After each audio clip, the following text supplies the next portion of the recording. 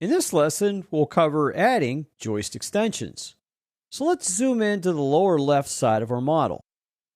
Here we have a few beaming systems, and I can mouse over one and I see basically it's defined by the dashed lines. We have another one here defined by the other dashed lines. But let's say within this system on the right and the left, we need to extend one of these into the other because maybe we need extra support in that area. Well, you could add a beam or we could extend one of these.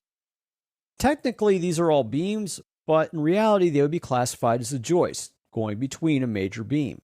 So to extend one, simply click on it, but when you do, you don't see the drag handles on either end.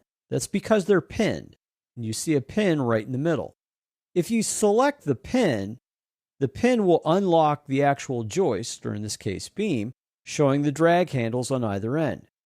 Then you can move your mouse over the drag handle, simply drag it into one of the other beams. You'll see the other beam center line highlight, and then release your mouse. Once you do, the joist now has an extension.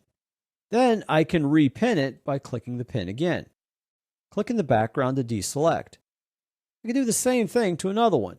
Select it, unpin.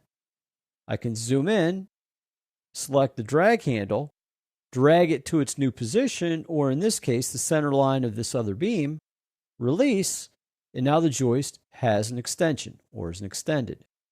And again, click the pin to lock the joist back in place.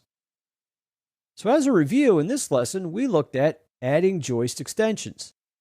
We looked at joists, or beams, that belong to a beaming system. Depending on their design, they would be classified as a joist. Because it's part of a beaming system, it's locked or pinned.